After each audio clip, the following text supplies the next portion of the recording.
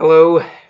I know it's been quite a while, but the reason being is that my computer was having an issue, and it was hard for me to make videos, and I also got distracted with some stuff over winter break, and yeah, it was pretty annoying. I was pretty annoyed that I couldn't make videos, and I'm sorry for leaving you for so long, but as you can see, my computer's fine, I'm back, and I'm not dead. Not yet, at least. College is still killing me, but no, it's alright. So, now that the new Congress has started, the 116th Congress, I figured why not? I'll make a video regarding the shutdown that just recently ended for now. So, it would really surprise me if you didn't know this, because you'd really have to be living under the hardest rock in the United States to not know that there was a government shutdown for 35 days.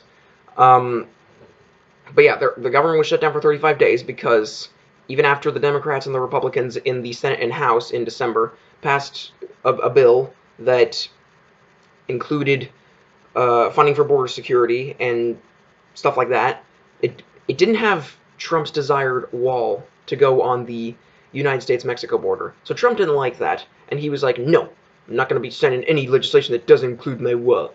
So, since no bill was passed, the government was shut down. And it recently ended, but only temporarily, because, well, I'll get to that in a bit, but over the whole course of the 35 days, this has been so pointless, because the whole time it's just been a series of Trump saying, we need the wall, we need the wall, Democrats saying, this is a terrible shutdown, talking like robots, and Republicans saying, we need funding for our border security and stop the drugs. So, yeah, basically, a lot of the parties were, and a lot of people in the scenario were acting pretty weird and not good enough, in my opinion. So, in short, the Democrats were, if you caught my implication there, they were pretty much acting like robots and weren't really fighting back hard enough to against Trump's arguments for the shutdown. But every time I turned on C-SPAN, I would watch the House floor, and on the House floor, it was always just some, or most of the time at least, some Democratic representatives just talking like robots, saying things like for example, I saw Nita Lowey on there a lot, and she was constantly saying stuff like, Mr. Speaker, this is now the so-and-so day of the Trump shutdown, the longest government shutdown in American history. We have to stop holding our workers hostage. I know, Nita. Stop talking like a robot. We know that a shutdown is bad. Try debunking Trump's terrible arguments, which I will get to that in a bit too. But we understand, it's obvious. 800,000 workers are being held hostage. Yes, that's bad. We get it. And then you had the Republicans in the House and being like, yo, we need border security, drugs are coming in, blah, blah, blah. I'll get to debunk that in a bit, too, because that kind of coincides with Trump's reasoning for the shutdown. And, of course, Mitch McConnell, the Senate Majority Leader, he was refusing afterwards to vote on any legislation that Trump wasn't going to sign. So, it was McConnell and Trump, in my opinion, that really kept the government closed for 35 days. And then we ended up with nothing after that, just 35 days shutdown, many workers hurt, we got nothing. What was the point? So, that was there. But now getting into Trump's reasoning for him making such a big deal out of this. He keeps on saying, we need to secure our border, we need to secure our border, the drugs are coming in, they're bringing drugs, they're bringing crime, they're rapists, some are good people, but we have to stop this now. Okay. He's acting like there's a border crisis. Well, let me just give you some factual research right here, because I doubt you've probably done that, Trump. He's pretending like there's a border crisis, but let's go to this article from Forbes titled, Falling Illegal Immigration Numbers Confirm No Border Crisis. It says right here, for the quote, for the past several months, including in a January 8th, 2019 televised address, Donald Trump has argued America faces an illegal immigration crisis. Administration officials have supported this viewpoint in speeches around the country, including in several high-profile events at the border. The data, by the way, I'm quoting this verbatim, so I'm sorry if this sounds like out-of-touch grammar. It says here, the data do not support a picture of an increasing number of unauthorized immigrants in the United States. Quote, while the president has focused the nation's attention on the border wall, 500,000 U.S. undocumented residents from Mexico left the undocumented population in 2016 alone, more than 3 times the number that arrived that year, leading to an overall decrease of nearly 400,000 undocumented residents from Mexico from 2016 to 2017. End of quote, according to new research from Robert Warren, a demographer and senior visiting fellow at the Center for Migration Studies. It says here, the original public argument Donald Trump put forward for building a wall along the border was concern about large-scale illegal migration from Mexico. However, Warren notes in his report, quote, from 2010 to 2017, the undocumented population from Mexico fell by a remarkable 1.3 million. There is no border crisis. What the heck are you complaining about, Trump? You're acting like this is the biggest situation that we're facing right now, okay? And you say to fix this, like your other reasoning behind having this wall over here is, besides the fact that illegal immigration has declined and that most immigrants become illegal by overstaying their visas, you say a wall will stop crime and stop them from pouring with drugs into the country. Well, to debunk that, let's go to the Washington Post. An article titled, AP Explains, Trump Says Wall Will Stop Drugs. Facts Differ. It says here, well, like Trump has always said, quote, our southern border is a pipeline for vast quantities of illegal drugs, including meth, heroin, cocaine, and fentanyl. I'm sorry if I mispronounced that, by the way. Every week, 300 of our citizens are killed by heroin alone, 90% of which floods across from our southern border.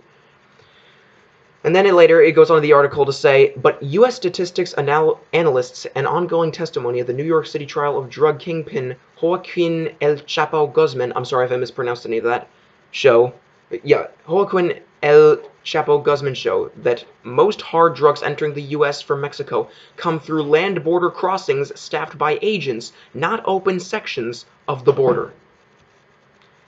They're not illegally crossing from just random parts. It's not like we have no borders.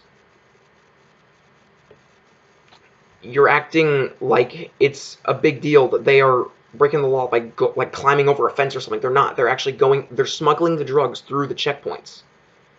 You think a wall's going to stop that?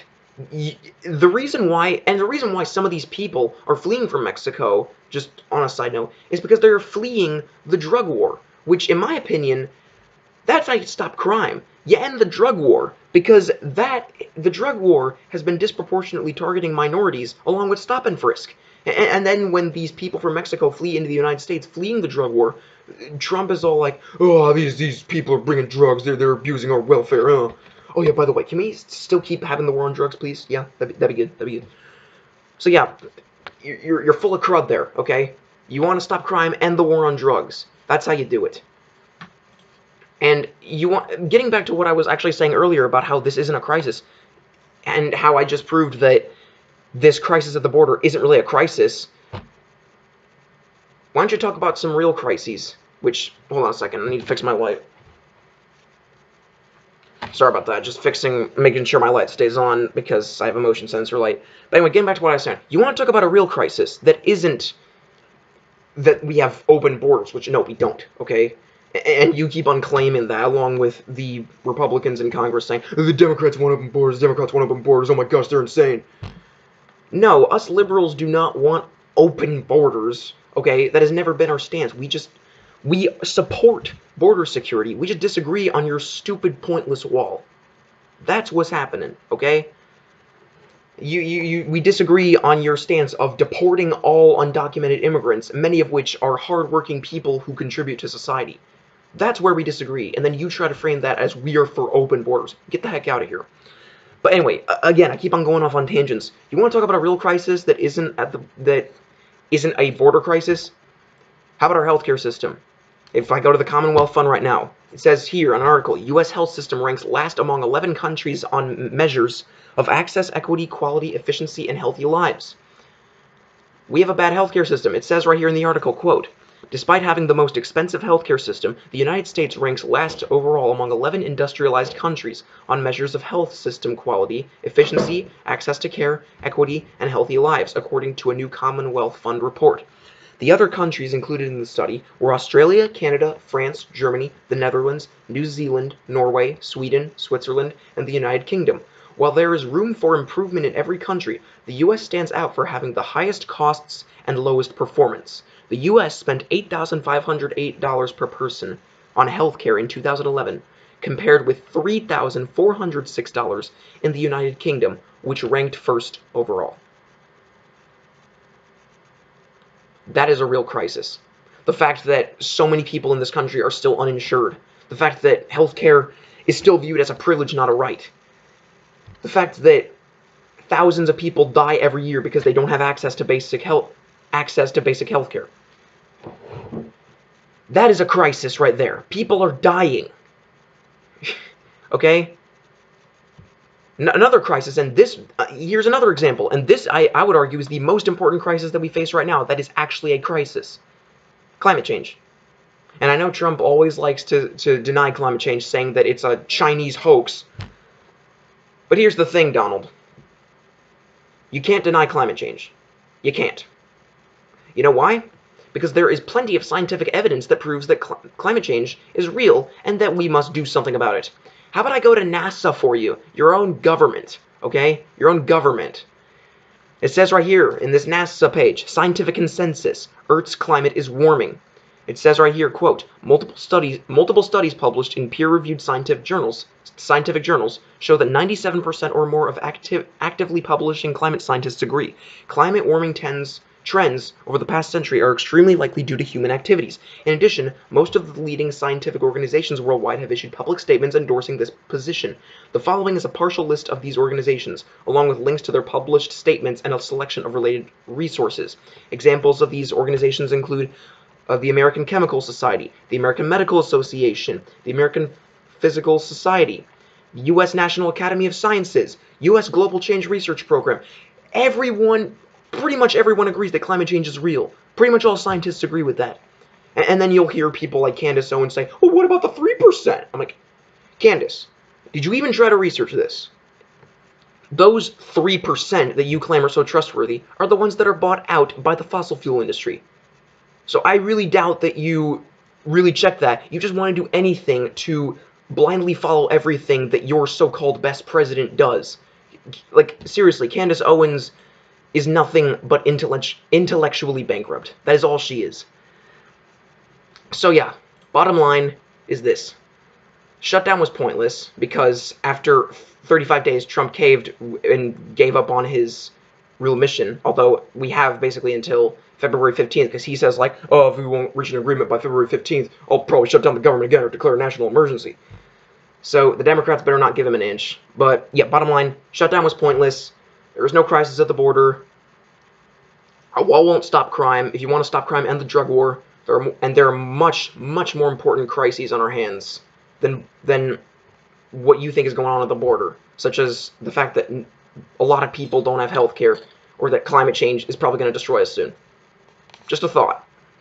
But anyway, I hope you enjoyed this video, and again, sorry I was gone for so long, and I hope to make more videos in the future. Bye.